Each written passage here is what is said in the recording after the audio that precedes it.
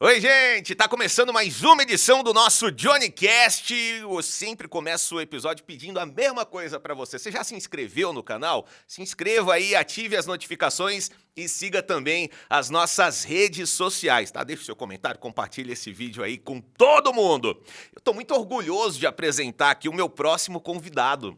Há mais de 50 anos, ele se dedica a cuidar do próximo, né? Conhecido como o homem que mata a fome, ele levou já muito alimento, já transformou a vida de muita gente, levando dignidade a pessoas que vivem em situação de vulnerabilidade. Hoje eu tenho o prazer de conversar, de receber aqui no nosso JohnnyCast o tio Cleobaldo.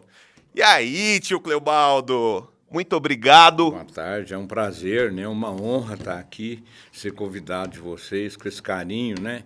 Vocês trabalhando em prol da gente, acredita no trabalho da gente, acredita, quem faz esse trabalho assim, acredita na reforma do homem, na melhora do homem, né? Então, muito obrigado. Estou feliz de estar aqui com vocês, entendeu? Legal. Dar algumas informações, falar alguma coisa do trabalho da gente. O trabalho da gente é intenso, né? Trabalhar com o próximo é uma vida, né? É Tem que ter muita dedicação, né, seu Cleobaldo? Tem que acreditar na reforma e na melhora das pessoas, né? Eu sempre trabalhei, eu trabalhava com prevenção, mas agora, ultimamente, nós trabalhamos, o nosso grupo, nós trabalhamos com prevenção e ainda dedica muito ao pessoal em situação de rua. O trabalho é grande, O né? senhor leva alimentos, né? O senhor leva alimento para essas pessoas, mas mais do que isso, é um trabalho que abrange outras áreas, né? Tem apoio à saúde, tem até apoio jurídico, psicológico, né? Fala um pouco para a gente como é que trabalha a instituição, juntando todas essas áreas no apoio a essas pessoas em situação de vulnerabilidade. Isso, ultimamente, por que eu faço essa comida? Então, para mim chegar a esse problema, Aham. eu comecei nos anos 70, quando eu mudei para Goiânia, nos anos 71, eu mudei para Goiânia para tratar do câncer da minha mãe, porque aqui era bem mais avançado. Nós estávamos tentando em Uberaba e depois viemos para cá, né? Eu cheguei aqui, então, a minha mãe ficava 6 meses, 8 meses no Hospital do Câncer, e a mamãe sempre trabalhou com social, né? Ela era vicentina, ela sempre acreditou, sempre ajudou as pessoas, então isso eu herdo da minha mãe e do meu pai. Né? Meu pai era mestre de obra, sempre ensinou a trabalhar, ensinou gente, e o papai gostava também que as pessoas estudassem, você entendeu? Aham. Que a pessoa tivesse disciplina. Meu pai pegava uma obra para construir, né? A primeira coisa que ele fazia, que ensinava para o pessoal era higiene naquela época, né? E quando ele ia fazer uma construção, ele usava um punhado de filtro para o empregado usar água filtrada para não adoecer. Então, ele era disciplinado. O senhor Né? herdou, então, dos pais do senhor essa Herdei. vontade de ajudar. O papai serviu o exército, né? Era um homem que pelejou sempre a disciplina, né? E também ele foi alcoólatra. Agora, seu Cleobaldo, o senhor, então, chegou em Goiânia em 71. O senhor chegou numa situação, em 70, o senhor chegou numa situação já delicada, uma situação que o senhor talvez precisasse de auxílio, né? Porque a mãe do senhor estava doente, o senhor veio para ela se tratar. E como é que foi? O que o senhor encontrou aqui em Goiânia quando o senhor chegou? Como é que foi a vida quando vocês chegaram aqui para ela fazer esse tratamento do câncer? Eu vim de Goiânia, vim para Goiânia a convite do pessoal da drogaria Carmo, que são meus primos, para mim para trabalhar no supermercado. Eu vim já com emprego, entrei colocado. Ah, ótimo. E foi muito bom, porque eu precisava de ganhar muito, tinha que trabalhar muito, né? Aí eu internei a minha mãe no Hospital do Câncer, mudamos para cá, e aquela dificuldade todinha. E aí, o que acontece? Com o tempo, a minha mãe ficou conhecendo muita gente lá no Hospital do Câncer, aquelas mães que morria alguma mãe, tinha 5, 6 filhos. Aquele pessoal, naquela época, nos anos 70, desbravou muito Goiás. O indivíduo comprava a fazenda e tirava todas as famílias da fazenda. Então, vieram aquele monte de gente para Goiânia. E ali no Dergo, ficava a estrada, o trilho de ferro, ali então alojava aquela pobreza, né? Então, aquela pobreza ali eu fiquei conhecendo através da doença da minha mãe e das colegas de doença do hospital. Eu fiquei conhecendo aquele pessoal e sempre morria alguma mãe, deixava 3, 4, 5, 6, 7 filhos. E a minha mãe preocupava muito, né? Tinha mães que chegou para Goiás naquela época com 6 filhos, nenhuma das crianças era registrada. Então, a minha mãe falava, olha, ajuda a arranjar esse registro. Eu ajudava a tirar o registro dessas pessoas. Eu queria que estudasse, a minha mãe foi sempre educadora, né?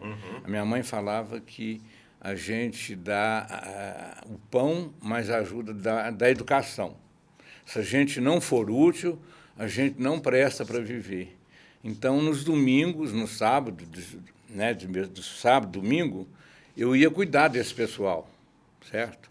Chegava lá, encontrava a família, gente de 18 anos, não foi registrado, nunca foi na escola. Caramba. Aquela dificuldade, aquela tremenda pobreza. Aí, então, eu ajudava a tirar o registro. Naquela época, era mais difícil, mas eu conseguia, pagava alguma coisa. Eu incentivava aquelas mães, aqueles filhos que ficaram órfãos, para estudar. Então, o que eu fazia? A gente levava pão dia de sábado, eu comprava pão amanhecido, dia de sábado, dia de domingo, a gente levava para aquelas pessoas, necessidade, a gente ajudava da maneira que podia, né? Conversava com aquele pessoal que já tinha o nome das crianças, que precisava registrar para trabalhar, para entrar na escola. Então, eu ajudava aquelas famílias. Entendi. Ali. Toda a vida a gente trabalhou em prol disso, da educação. Isso Eduque a criança, era o que a minha mãe e meu pai falavam, que não precisa, eduque as crianças, que o mundo será melhor para essas crianças. E a partir de que momento o senhor começou a organizar essa ajuda? Porque eu imagino que quando o senhor levava esses alimentos, o senhor ajudava alguém a tirar um documento, era de forma muito natural, como a gente ajuda um vizinho, um parente, né? Era de forma natural. Quando foi que o senhor pensou em começar a organizar, a juntar mais gente, a pedir ajuda, a organizar essas datas, a fazer disso realmente um trabalho voluntário? Isso, eu fui vendo a necessidade desse trabalho de caridade, de melhorar as pessoas, né? De educar as pessoas, de dar informação para as pessoas, e eu comecei esse trabalho com essas famílias, né? E a gente foi crescendo, Goiânia foi crescendo, e eu trabalhei sempre, a minha cultura é trabalhar com a prevenção, ajudar o pessoal. Porque o pessoal que não tem estudo, a mãe, eu lidei com aquela época, lidei com a avó, lidei com o filho e lido com os netos, né? Extrema pobreza. Alguns melhoraram porque estudaram, porque aceitou disciplina. Sempre briguei, questionei a disciplina. Então, muitos melhoraram. E aqueles que não quiseram, não melhoraram. Então, através de estudo. Eu tenho moços que trouxe, que nessa época eu ajudei. Hoje tem moço que é dentista, tem moço que é advogado, tem moço que é formado em ciências contábeis. Então, tem muito carinho por mim. E foi crescendo o trabalho, e ficou grande esse trabalho. O que acontecia? Naquela época, eu levava pão e depois eu passei a levar mingau de fubá e fui incentivando. Aí eu comecei a levar sopa em alguns lugares, né? Eu trabalhei muito com dependência química também. Sempre eu fui muito cuidadoso com o velho pinguço, digamos, né? Então eu sempre trabalhei com esse pessoal, sempre acreditei, sempre procurei melhorar e aconselhei largar da bebida, né? Conversei que a gente só melhora de vida, falava para o pessoal, quando você quer mudar de vida, né? Então, quando você deixa Deus entrar na sua vida, certo? Sempre eu falei em Deus para o pessoal. O senhor é uma pessoa religiosa, vem melhorar. seu Cleobaldo? Sou. Eu sou muito ecumênico, sabe? Eu já fui mariano, hoje eu gosto da doutrina espírita, mas não tem tempo de estudar. Mas estou aí, tem que arranjar tempo, né? A doutrina espírita é muito interessante porque eu acho que o foco, assim, eu não sou espírita, mas eu já li, né, já frequentei alguns centros e tudo está muito baseado nessa coisa da caridade também, né? É baseado nisso, né? E essa coisa da reencarnação? O senhor acha que essa dificuldade que a gente passa é uma forma de aprendizado também, que Como é que o senhor encara essa questão? Já que a gente entrou no assunto religião, está falando do espiritismo, esse é um assunto que me intriga muito, essa coisa da reencarnação, da alma ser eterna. Até fugindo um pouco do que a gente estava falando, daqui a pouco a gente volta. Mas isso aí é um aprendizado muito grande. Se acreditar no homem, você entendeu? Ser cristão. Acreditar na reforma da alma, do espírito, e acreditar que existe alguma coisa, a gente não é direto a isso, que existe depois da morte, né? Existe a reforma da alma, a melhora da alma, né? Que eu considero assim, a morte é um bem necessário, quando nós estamos doentes, quando nós estamos com muita tristeza da alma, então é uma benção. Na velhice é um remédio para a família, né? Eu acho a morte uma coisa natural, um bem natural, é necessário para a gente. Então, é muito complexo. Sim. Vamos falar do trabalho do senhor, mas então vamos voltar. Tá. Então, deixa eu só voltar. Tá. Eu acredito no Pai Nosso. Sim. Né? Pai Nosso, né, que estás no céu. Então, eu acredito no pão nosso de cada dia. É isso aí que eu acredito. O amanhã pertence a Deus. O hoje pertence a nós. Então, o pão nosso de cada dia que Deus nos dá. O senhor, muito complexo. Muito complexo. O senhor trabalhando aí há tanto tempo, né, fazendo esse trabalho, né, nessa obra aí de caridade, levar alimento, o senhor em algum momento foi desacreditado assim pelas pessoas? As pessoas falaram, ô Cleobaldo, para com isso, né? Para de mexer com isso, dá muito trabalho. Para quê? Muitas vezes, né? Mas se nós não ajudarmos, se nós não preocupar com o nosso próximo, com o nosso irmão, não existe melhora, certo? Porque a gente vê o nosso irmão em extrema miséria. Orientação, uma palavra amiga, a gente tem que dar o pão e a palavra amiga. A gente dá o pão, nós fazemos a oração, a prece, ou rezamos, ensinando a rezar o Pai Nosso, que o Pai Nosso foi instituído no Sermão da Montanha, né? Que o dono do universo, Deus, passou para nós, o Pai Nosso. Quando nós falamos no Pai Nosso, o pessoal entra numa sintonia, Pai Nosso, que estás no céu, o pessoal entra numa sintonia de amor. Então, a gente fala, eu falo para a pessoa, você tem religião? Não. Mas você nunca teve religião? Ah, minha mãe era crente, eu estou desviado. Eu falei, não fica desviado, não. Volta para a igreja. Tem igreja em qualquer lugar. É bom falar de Deus. Falar de Deus, você está falando da sua vida. Né? Para melhorar, eu sempre incentivo que o homem tem que ter alguma religião. E dá resultado, sim, certo? Ai de nós se não fosse as religiões e os estudiosos de orientar as pessoas para melhora, né? Para melhorar a terra, para melhorar o Brasil, a disciplina. Mostrar para a pessoa, para acreditar que existe Deus. Tem pessoa que não sabe fazer um Pai Nosso, né? Então, a gente explica a beleza do Pai Nosso para a pessoa. A gente dá o pão e explica a beleza de Deus. Só esse resumo. A gente é bem ecumênico, porque a gente não pode entrar na vida da pessoa tanto assim. Claro. Eu sou muito querido porque eu não entro, você entendeu? Se você está bebendo, diminui a bebida. Se você está usando droga, diminui a droga, quem sabe você vai largar. Se você está roubando, deixa de roubar, porque você vai morrer uma hora, certo? Então, procura um trabalho, vamos melhorar de vida através do trabalho, da honestidade, do amor ao próximo. Aprende a respeitar a mamãe. A mamãe é Deus na vida, o papai é Deus na vida. Às vezes o papai é antigo, mas às vezes alguma coisa que o papai fala serve. Então, eu sempre aconselho. E a minha equipe que trabalha comigo, eles aprendem isso. Eles fazem o trabalho na rua. Nós temos uma equipe enorme de voluntários, né? Que mostra para a pessoa que existe Deus, por que ele vai melhorar, se ele deixar Deus entrar na vida dele. Então, a gente fala. Alguns falam, mas você fica falando em Deus, Deus é utopia. Para você, mas para nós, não. Para o nosso irmão que não sabe nem ler, Deus é necessário, né? Então, às vezes alguém fala, não mexe com esse pessoal, não. Mas se nós não melhorar o nosso irmão, nós melhorando o nosso irmão, nós melhoramos a nós mesmos. né? Esse trabalho que a gente faz, para nós melhorar o nosso irmão, nós estamos procurando melhorar nós mesmos. A pessoa percebe, né? Seu Clobaldo, tem uma figura muito conhecida, que é o padre Júlio Lancelotti. O senhor já ouviu falar dele? Já. Mas eu nunca li nada sobre ele. Ele faz um trabalho em São Paulo. Ele trabalha muito dando assistência a pessoas, assim como o senhor, em situação de vulnerabilidade e a dependentes químicos, né? As pessoas que estão na rua, estão precisando, muitas vezes, de um alimento, de um cobertor, alguma coisa assim. E ele é uma pessoa muito ativa nas redes sociais.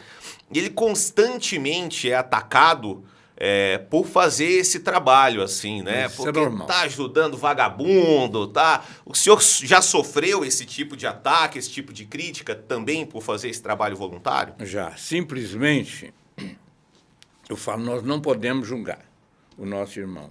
Ele é nosso irmão, né? Então, a gente não pode...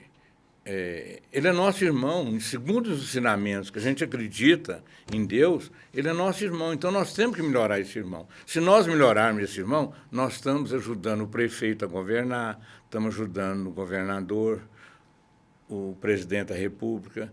Nós somos obrigados a melhorar o nosso irmão. Se nós melhorarmos o nosso irmão, eu sempre tenho falado para o meu grupo, às vezes eu falo para a pessoa. Quando a pessoa critica assim, né, eu levo em brincadeira, eu não dou resposta. Tem pessoa que não merece a resposta. Então, para quê você conversar com uma pessoa que está numa autocrítica dessa, né? Aí a gente dá alguma resposta, com sorriso, com elegância. O nosso irmão precisa da gente, certo? Hoje é ele e amanhã é nós. Isso aí. Né? O senhor Cleobaldo, o senhor falou aí aproveitar que o senhor citou prefeito, governador e tudo, né?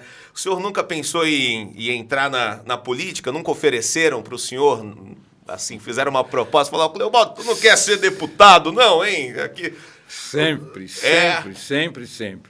Mas eu sempre falo, eu não tenho coragem. Eu acho tão vergonhoso. Você vê, nós passamos aqui por uma fase agora desses dois presidentes, né? Que crítica um do outro, que vergonha nós ter dois representantes, cada um desmoralizando o outro.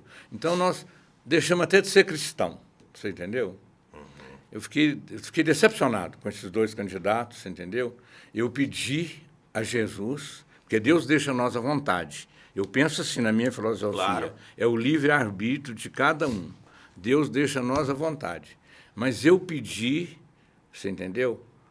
A Jesus, nosso irmão, nosso mestre, nosso guia, nosso Deus, pedi para ele, porque ele deixa nós à vontade, a escolha é nossa. Mas escolhe com o dedinho qual que vai ser melhor, sabe? Nós não merecemos. Ajuda, né? Nós não merecemos. Cada qual pior do que um outro. Então, né? O senhor não entraria mesmo de maneira na política? Alguma, não. Eu acho cada um no seu quadrado, né? Eu não teria coragem. É muito crítico, né? É o gosto, né? Cada um gosta de ser artista, cada um gosta do seu jeito. Olha aí, fica tão desmoralizado os políticos, meu Deus do céu. Mas eu acredito que ainda tem político bom, claro. Tem moços bons. Tem que acreditar, né, seu Clobaldo? Senão estamos perdidos. Olha, você viu tanto de deputado estadual, candidato, deputado federal, a senador, tudo gente em busca de melhora para a pátria, né? Uhum. Então, eu acho que tem que ter essas coisas, é necessário. A escolha nossa, né? Uhum. Mas é muito difícil. Mas eu olhei assim, observei, quem ganhou mais agora, nessas últimas eleições, foi quem tivesse muito dinheiro, mas muito dinheiro. Pobre não conseguiu nada, não. É tenso. É muito complexo. É muito a gente falar disso. Difícil. E eu imagino o senhor, assim, nadando contra a corrente, né? A vida inteira tentando realizar esse trabalho e de repente, nem vendo políticas públicas, assim, que vão ao encontro do que o senhor está fazendo, de falar com a pessoa que está na miséria, de falar com a criança que está precisando de escola e que muitas vezes não é enxergada. Essas pessoas, eu imagino, e o senhor vai me dizer mais, elas devem se sentir invisíveis ali, vivendo na rua, sem saber a quem recorrer. É por isso que eu imagino que, e eu sei que o trabalho do senhor é tão importante, porque vai lá e estende a mão e ouve, conversa e dá uma assistência, porque essas pessoas devem viver uma vida invisibilidade ali, não? Vive essa vida mesmo, vive. Você já passou fome? Não, né? Não. Graças a Deus, não. Ficar um dia inteiro sem comer porque você não tem um dinheiro para comprar um salgado? Não. Ficar o dia inteiro sem água. O que acontece com o pessoal em situação de rua? Ele bate lá no posto, o patrão não aceita que ele vai lá pedir, manda você embora se o funcionário tratar bem. Então, eles vivem nessa infelicidade, Sim. nessa vulnerabilidade de miséria, certo? Então, eles não têm direito nem à água. É uma verdade, você entendeu? Sim. Olha, eu já presenciei cena lá na Independência, a gente distribuiu a comida às 8 horas, aí depois você volta lá às 10 horas, porque sobrou comida na rua, você saiu com... Naquela área, você saiu com 600 Mamitex, saiu com 300, aquela coisa. Aí a gente volta para ver se tem alguma coisa. Então, eu tive experiência de mostrar para uma pessoa, pedir para ele não botar nos Estados Unidos uma pessoa americana que estava fazendo uma visita. Eu levei ele lá depois que distribuiu a comida, depois que ficou os restos de marmita, restos de papel, uma bagunça. A gente fica até com vergonha de ter levado aquela comida. O que acontece? Aí eu expliquei para ele, foi chegando algumas pessoas retardadas, que retardou, não foi no horário, foi chegando a pessoa, viu uma marmita no chão, pegou aquela marmita, pôs a comida na boca, nós ficamos lá dentro do carro olhando. Pegou aquele resto de comida que estava na marmita, comeu, pegou a outra marmita, comeu, aí chegou o segundo, chegou o terceiro, chegou 9 pessoas. Todos usaram, certo? Aí nós ficamos mais, vamos ficar aqui 1 hora para ver o que acontece. Aí, depois daquilo tudo, chegam os cachorros. Depois dos cachorros, lá para as 11 horas, meia-noite, os ratos. Cada rato lindo, enorme. Bonito. Bonito. Buscando aquelas comidas lá, aqueles restos. Aí, eu ficava preocupado, porque, às vezes, nós mandamos a equipe, na hora do trabalho, você esquece o saco de lixo, para educar o pessoal, pôr a marmita dentro do saco de lixo. Esqueceu. O outro, eu lembro de catar. Mas o outro que está levando a outra comida mais tarde, leva uma sopa, leva alguma coisa, ele não tem esse carinho para catar aquele lixo, né? Aí, então, a gente foi deixando, né? Porque é muito corrido a distribuição da comida, quando está marcando chuva, quando está chovendo, quando o indivíduo vem molhado, clama a vida. Então, nós saímos todo dia, quando nós saímos com a comida, nós levamos... cada carro leva 5 cobertores, o outro leva 10, o outro para cada rota leva 20. Tem dia que nós distribuímos, nesse calor aí, o menos dia que distribui cobertor é 20 cobertores.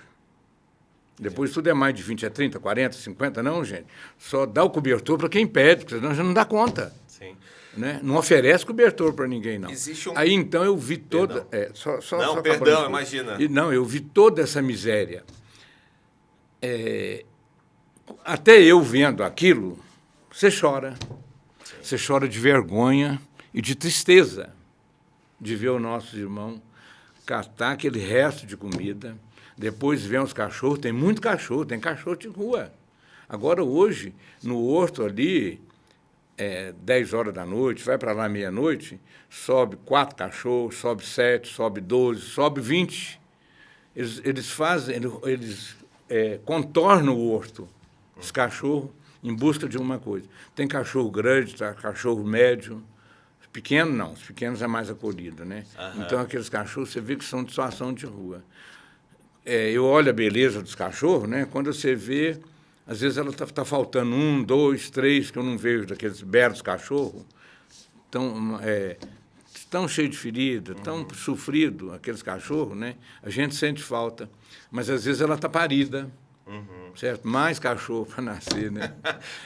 Não, imagina, se o senhor lembra dos bichinhos, o senhor deve lembrar muito bem das pessoas e conhecer essas pessoas pelo nome, conhecer essas histórias também, né? Conheço. O senhor acaba se envolvendo com essas histórias. Envolve tantos, né? Tem pessoa que vê, né? Tem pessoa que já prometeu, falou, Clevaldo, eu vou te dar um ônibus, vou pôr lá eu vou fazer 8 mesas para esse povo, tal. Às vezes fala entusiasmo, mas nunca acontece, não. É normal, Você entendeu? Sim. Eu vou fazer isso, eu vou doar isso, entendeu? A gente vive de esperança. Você entendeu? Quem vive de auxílio, de ajuda, que eu faço a partilha, a gente vive de esperança. A gente acredita, certo? Não é sorte, não. Os outros falam sorte não é não.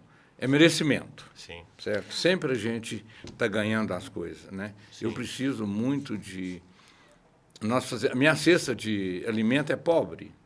Às vezes eu ganho muitas cestas, eu ganho 50 cestas sua, eu divido, põe mais 50 pacotes de arroz, eu divido, né, e ponho quantidade, põe 7 produtos, 8.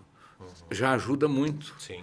Tem homens da sua idade, mais velho, que vêm pedir uma cesta. Primeiramente, quando ele chega, ele chora de vergonha. A gente vê que a pessoa é briosa, vê que a pessoa está com vergonha, você entendeu?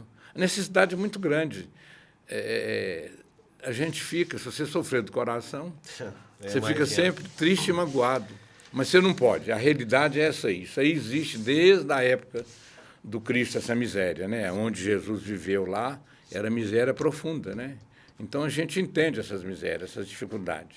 Seu Cleobaldo, existe um pensamento, muita gente tem esse pensamento, que é um pensamento equivocado, que a pessoa que está na rua, ela não quer sair. Eu já ouvi algumas pessoas falando, não, mas tentam ajudar, tentam levar para uma casa, e a pessoa não quer, a pessoa quer ficar na rua. As pessoas querem ficar na rua, seu Cleobaldo?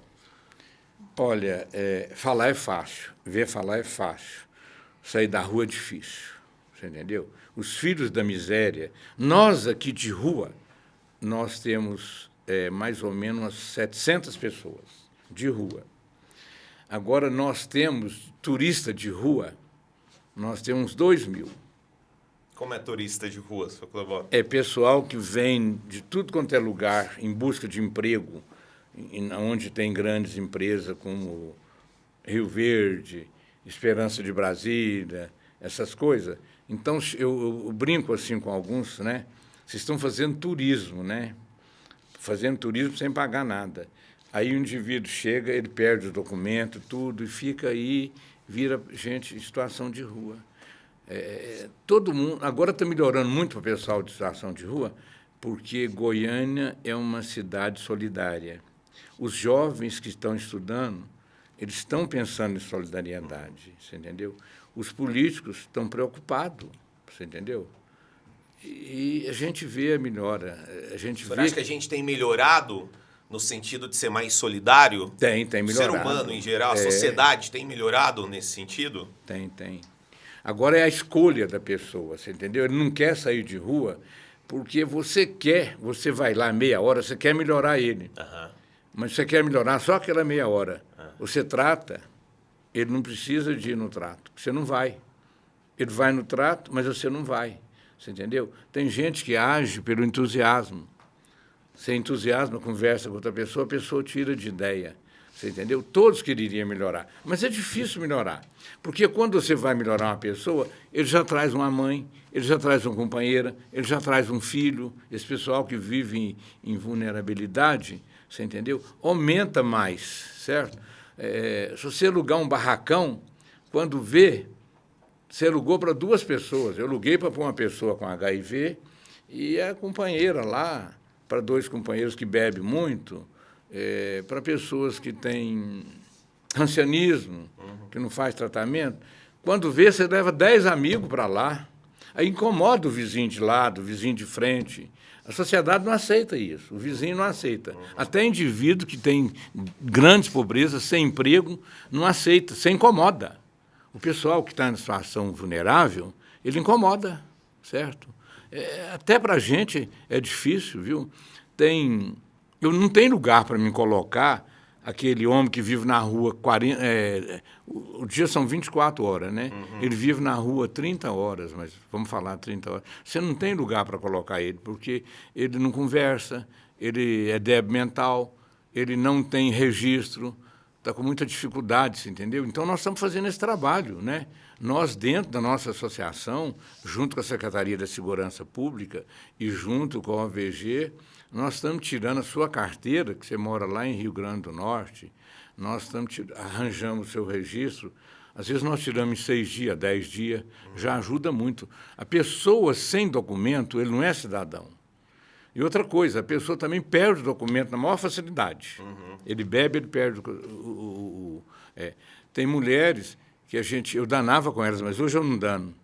Porque quando dá uma chuva numa ponta de rua, onde a pessoa só vive no plástico, naquela dificuldade toda, quando dá aquele vento, quando dá aquela chuva brava, agora nas épocas assim, a mulher tenta salvar as crianças, o cachorro e os documentos a chuva leva. Sim. Geralmente as pessoas moram na beirada do coco, então perde toda a documentação, eu fico bravo. Salva a documentação é muito caro. Agora não, a facilidade na hora orientou. do desespero é difícil também, né? Lembrar. Então, na hora, salve-se quem puder. É isso. Se você ficar lá numa ponta da rua, vendo uma chuva, um temporal, nesse pessoal de extrema pobreza, você vai querer chorar. Seu Cleobaldo, chama salve-se quem puder. Não é todo mundo que está na rua que nasceu na rua, né? Não.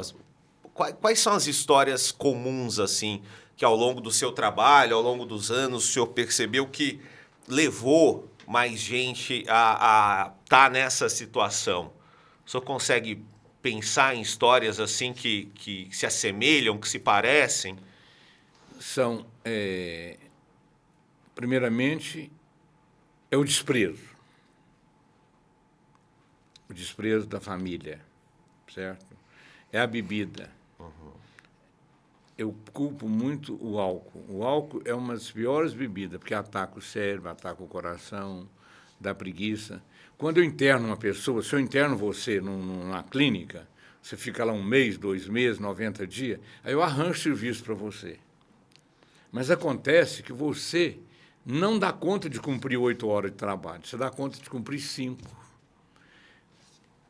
Uma menina que é criada na fome a vida inteira, eu já mexi com creche, que passou fome a vida inteira, quando ela já vai ficando maior, o raciocínio dela é curto.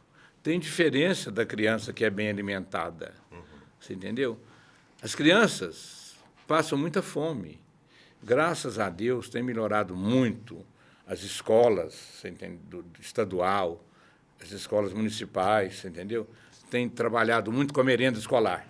Tem menino que só come em casa, ele foi para a escola, ele comeu lá na escola, ele não come, ele só vai comer na escola. Em casa, deixa para os outros. Deixa para o papai, deixa para a mamãe, certo? Então, a criança acostuma. E a falta de alimentação dá desequilíbrio na criança, dá tristeza na criança, dá preguiça na criança. Aquela criança que vai crescendo, você entendeu? Ela é fraca. Ela não tem saúde.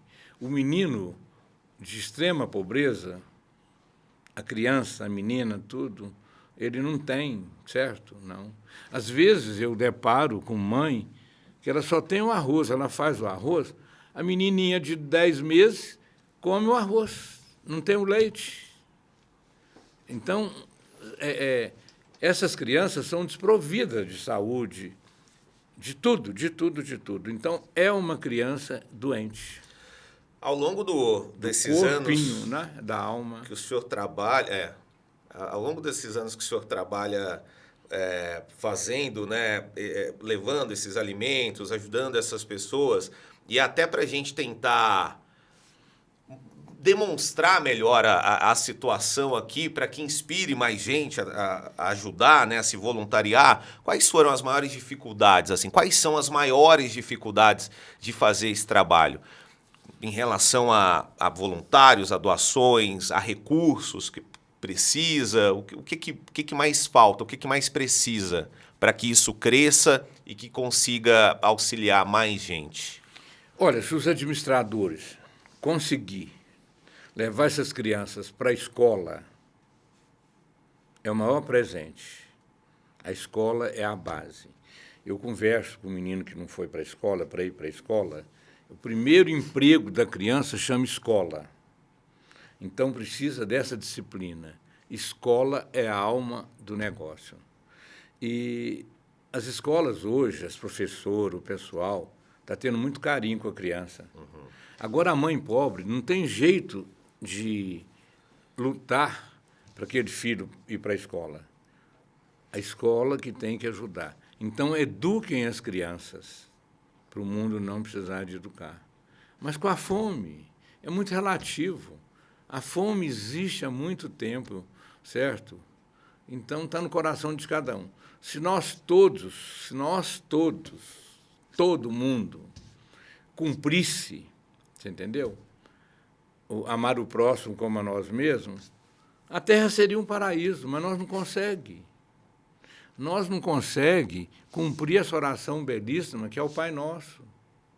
Nós não temos disciplina para isso, certo? Então, nós precisamos de disciplina, precisamos trabalhar mais para o próximo.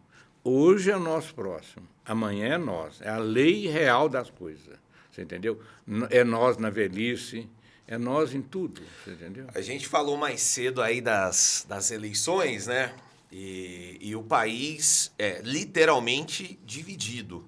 50% de um lado, 50% do outro, as pessoas discutindo entre elas, os candidatos se atacando, os seguidores dos candidatos brigando, e briga com parente, com amigo, com colega de trabalho. Como é que a gente vai sair dessa situação, desse ranço que um criou com o outro? Pessoas, vizinhos, amigos, que criaram essa situação. O senhor que dedicou a sua vida, como o senhor disse, ao amor, né? Amar o próximo, como é que a gente sai dessa situação? Como que resolve? Vai resolver? Tem esperança de resolver essa briga toda? Olha, mas é tão complexo falar nisso, entendeu? Educar as crianças, a escola. A escola é o remédio, você entende? Certo? Mas que vão para a escola, 30% das crianças, são poucos que vão para a escola, por causa não tem condição, certo?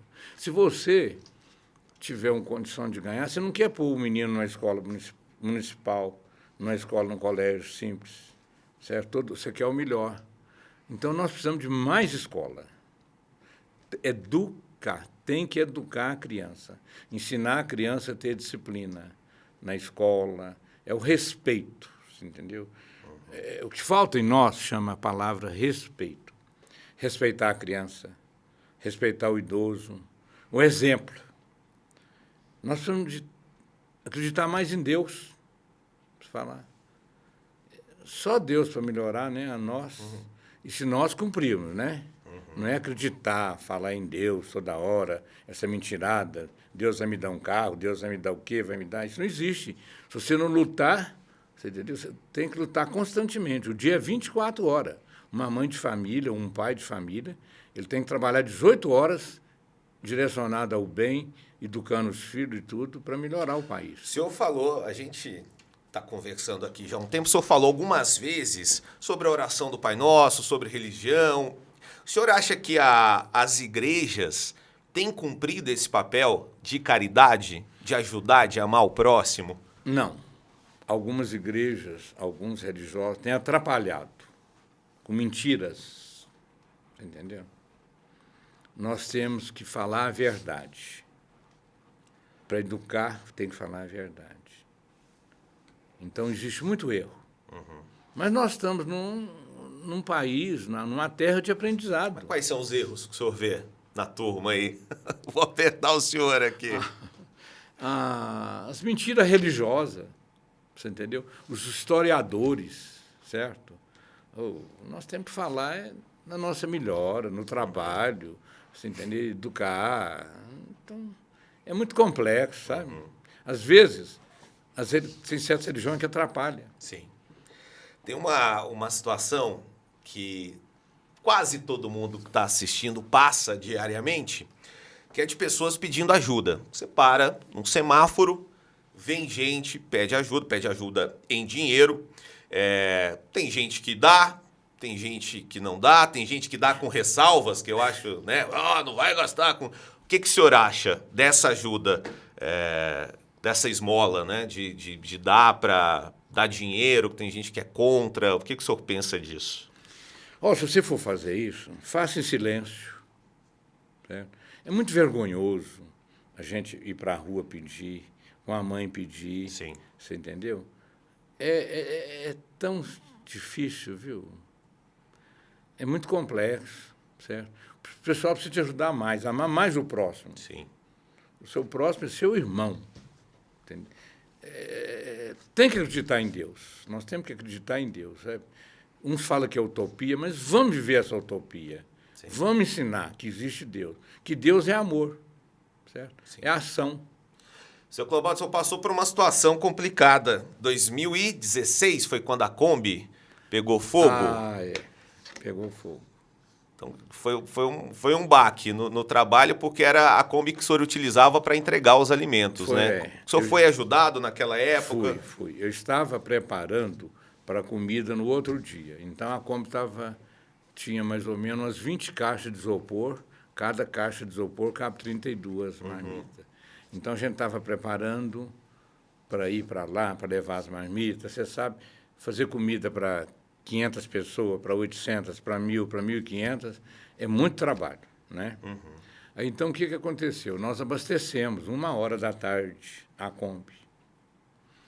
Aí, a moça que estava lá era aprendiz, a roupa dela estava escrito aprendiz, lá no posto do Carrefour. Aí, o que aconteceu? Passei lá, ela pôs a gasolina. Mas aí derramou, no pôr a gasolina, ela deixou derramar em cima da roda. Derramou em cima da uma e da outra. Eu saí de lá para ir pagar. A hora que eu saí, alguém gritou que estava saindo fumaça. Aí eu dei conta de pagar e tudo. A hora que eu subi, era eu e o outro motorista, a hora que nós subimos, a hora que nós viramos, aquele fogo espalhou. E por dentro estavam as caixas de isopor, foi tudo muito rápido. Queimou ali o fundo, queimou o pneu, foi tudo numa rapidez danada. Aí o que acontece? Aí nós paramos e todo mundo chegava, curioso, um trazendo o extintor, o outro, eu falava, gente, vai para lá. Eu tinha posto mais de R$100, tinha enchido o tanque, vai para lá, tocando o povo, e o povo chegando, eu tocando, achando que ia explodir, né? Graças a Deus o tanque não explodiu. Então foi um caos aquilo ali. Foi escandalizante. O que aconteceu? Aí a Kombi estava freada. Quando estava pegando fogo, a Kombi começou a descer devagarinho. Ela ia descer lá, geralmente, onde ficavam as caixas e a bomba. Nossa. Aí o moço que estava comigo, ele ficou segurando assim, certo? E aquele fogo ainda não tinha vindo na gabina, né? Eu saí, deixei meu celular, deixei as coisas dentro da gabina, tudo.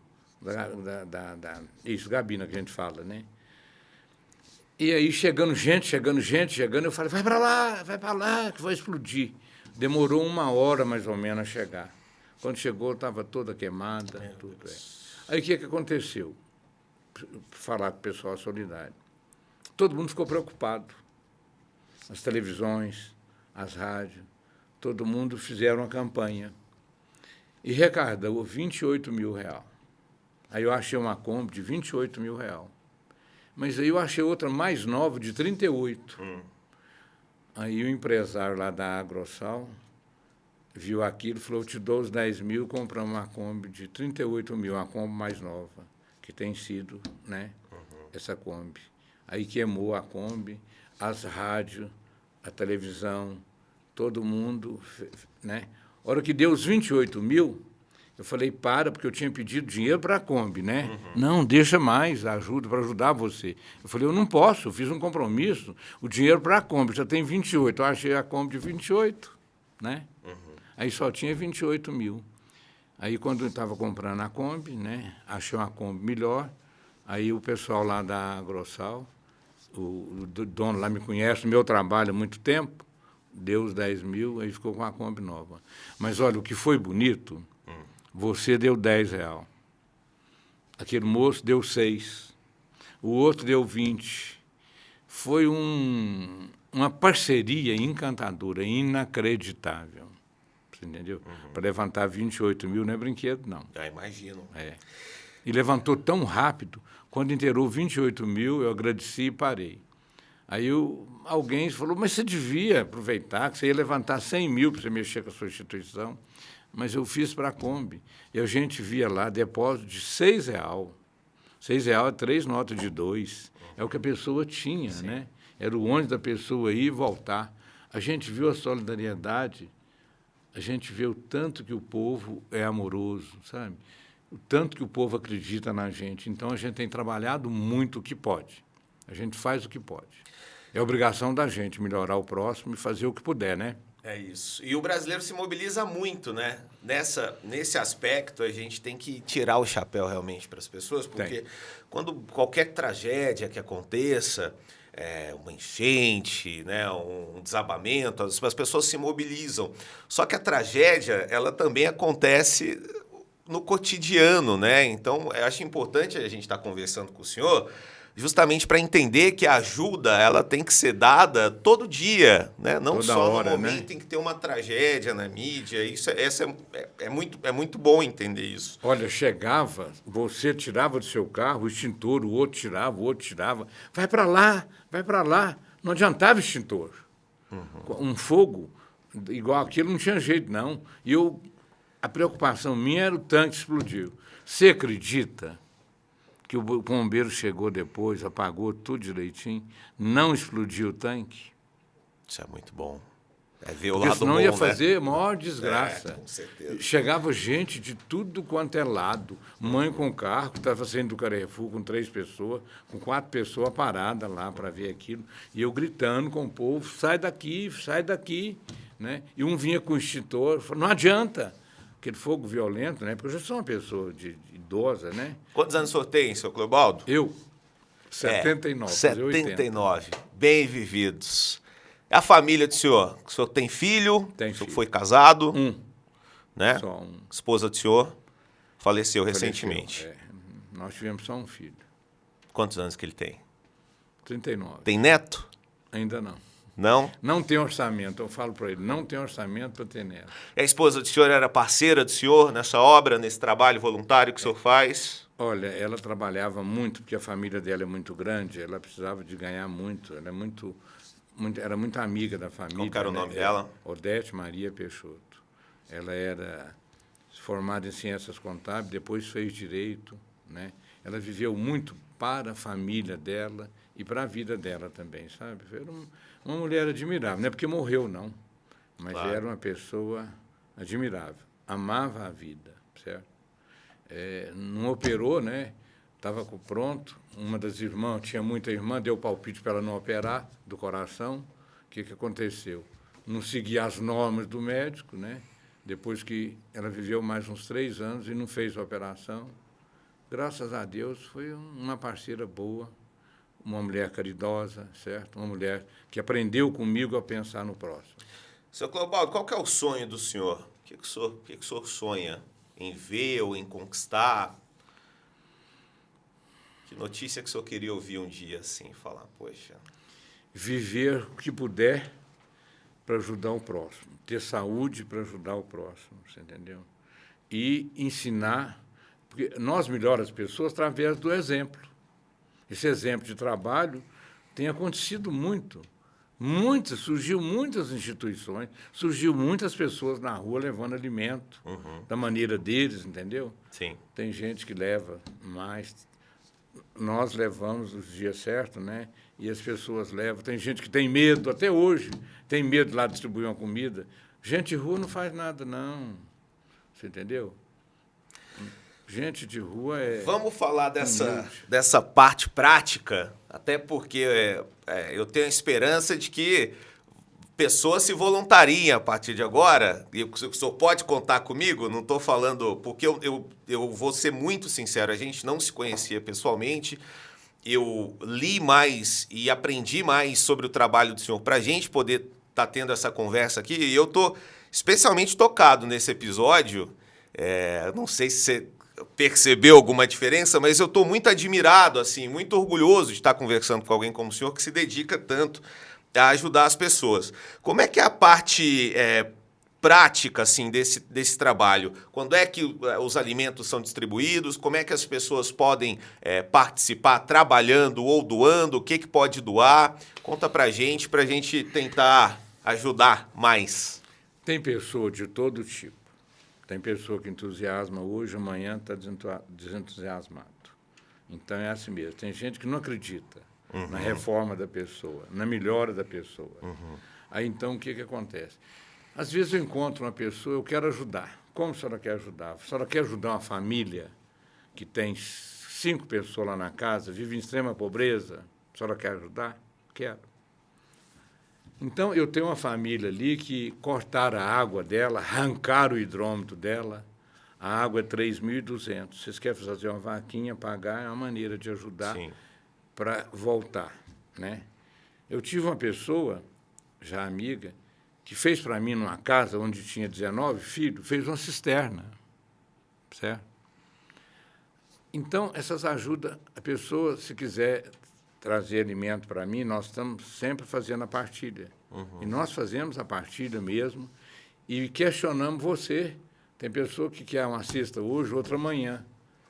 A gente explica que é um paliativo. Você tem que lutar. Eu não posso dar para você. Amanhã você pegou uma cesta antes de ontem, agora quer pegar uma cesta hoje. Então, essa cesta aqui é a partilha.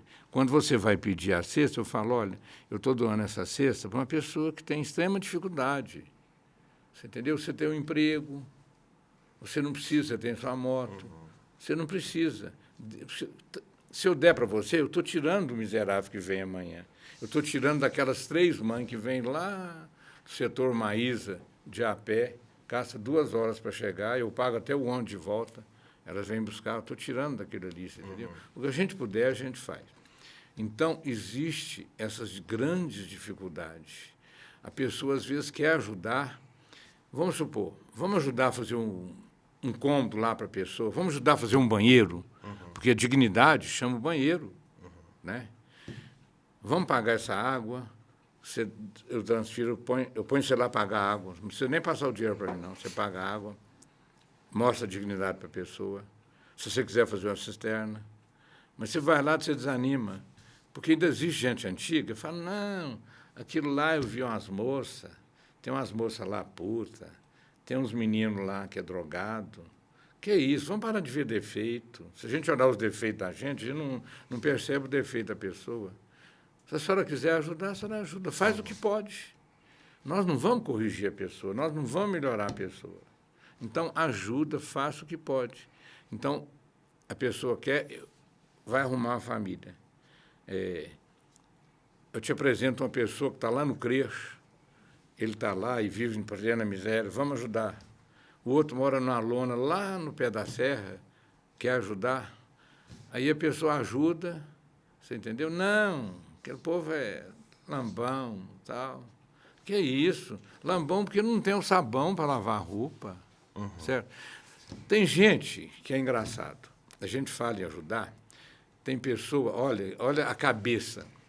Eu fui criado na pobreza, mas a minha mãe lavava roupa, a minha mãe fez isso, nós 5 filhos, ninguém virou bandido, ninguém virou ladrão, nem nada. Eu deixo a pessoa falar.